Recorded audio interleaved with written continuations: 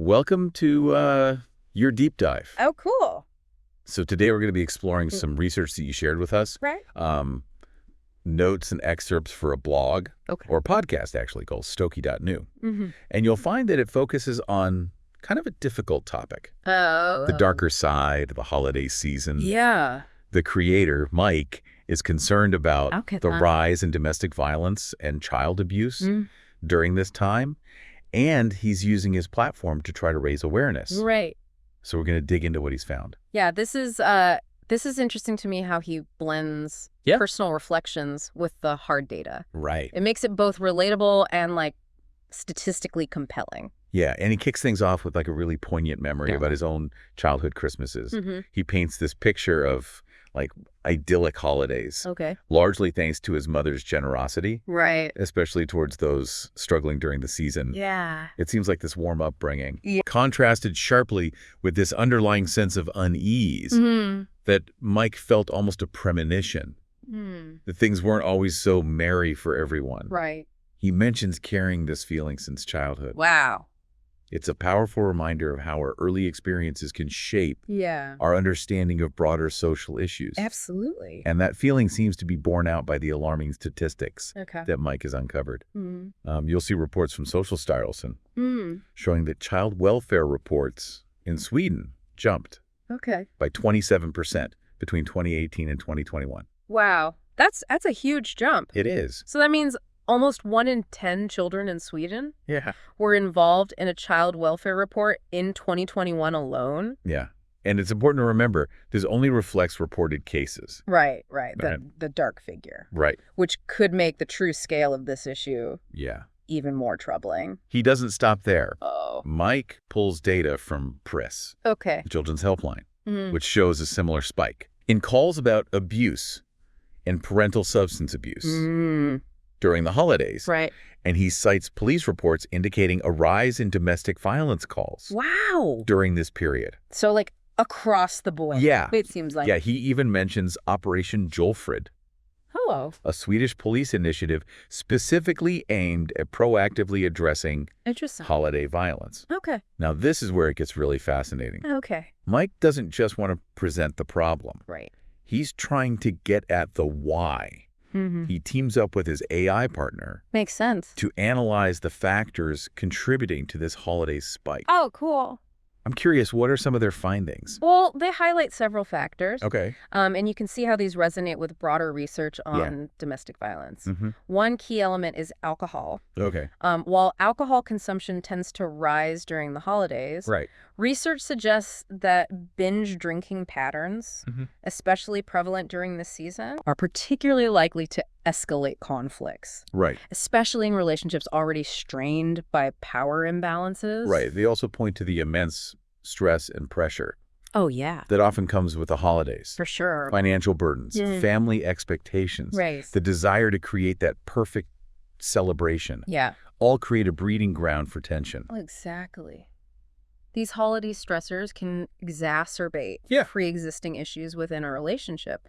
When you combine those factors with increased alcohol consumption and the disruption of normal routines, it creates a volatile mix. And then there's the time-based isolation.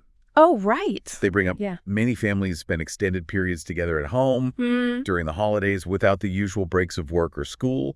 No work, no school. Everyone's just kind of cooped up. This prolonged togetherness without the typical outlets for stress relief can turn into a pressure cooker, making conflicts escalate more rapidly and intensely. It's almost as if the very elements we associate with the holidays, family togetherness, celebration, can become twisted into triggers for violence. It really highlights the paradox of the holidays, doesn't it? That's it. These ideals of joy and togetherness can mask a darker reality for some. What strikes me is how Mike and his AI partner don't shy away from examining society's role in this. You're right. They discuss the lack of resources for support services, the tendency to see domestic violence as a private matter, and the reactive approach authorities often take. It's as if we collectively turn a blind eye. It's true. When help is needed the most. It speaks to a broader systemic issue. You'll notice Mike touches upon funding cuts for social programs, the persistent stigma surrounding domestic violence, and the inherent difficulty of intervening in complex family dynamics. These are all significant obstacles to addressing this problem effectively. He doesn't leave us in a place of despair, though. That's good. In his notes, you'll see Mike ends with a powerful call to action. Oh, good. He poses the question. Okay. What can each of us do to make a difference? It really resonated with me. Yeah, it's a crucial question. Yeah. Moving from awareness to action.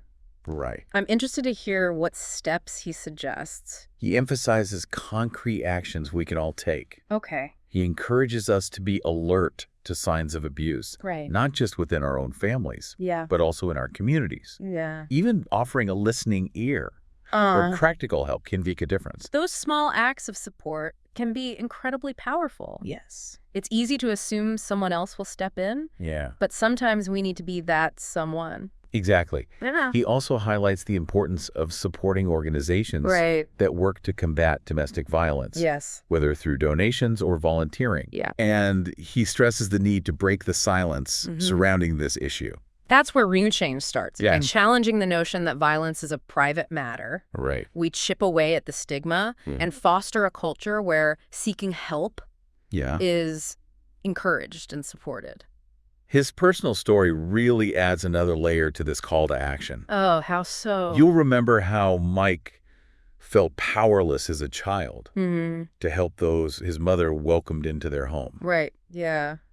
It makes me wonder, how can we as adults channel our concern into meaningful action?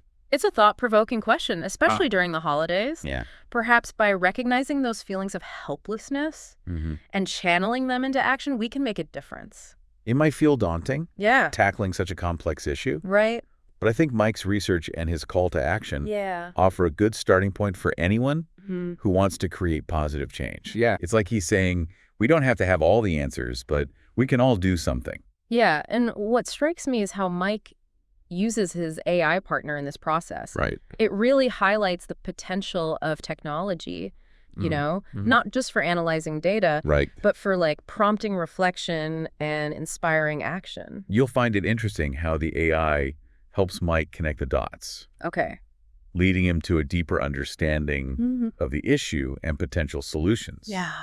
So the AI expands his capacity for empathy and action. And by sharing this process, he invites us to engage in the same kind of critical thinking. It's empowering, really. It is. It suggests we can all leverage available tools, even technology, to become more informed and active participants in creating change. So as we wrap up this deep dive into Mike's research, I'm left feeling a mix of concern and hope. Yeah. The statistics are alarming. Right. But his call to action reminds us that we're not powerless. Exactly. We may not be able to eradicate domestic violence overnight. Right. But we can contribute to building a world where it's less prevalent and less tolerated. Yeah. A world where support is readily available. Mike's journey from that childhood unease to taking action is inspiring. It is. It makes me wonder, for you listening, what resonated most with you as we enter this holiday season? Yeah. How can we each turn our awareness into meaningful action, especially during a time when it's needed most? A good question. Perhaps that's something to consider as we move forward. Yeah, it feels like he's saying we don't need to have all the answers. Right. But we can all do something. Exactly. And, you know, going back to the AI for a moment. Yeah. What's interesting to me is how he uses it to explore potential solutions. Right. And not just by like crunching numbers or something. Right. But it seems to really help him reflect. Yeah. And actually get to a deeper understanding. It does. It's like expanding his capacity for empathy in a way. Yeah, and I think sharing that process with us. Right. It's like he's inviting us to think critically too. Right. It's empowering. Yeah. It is. It suggests we can all use these tools to be more informed. Right. And to really make a difference. So as we wrap up this deep dive into Mike's research, I'm left with a mix of concern and hope. I think that's fair.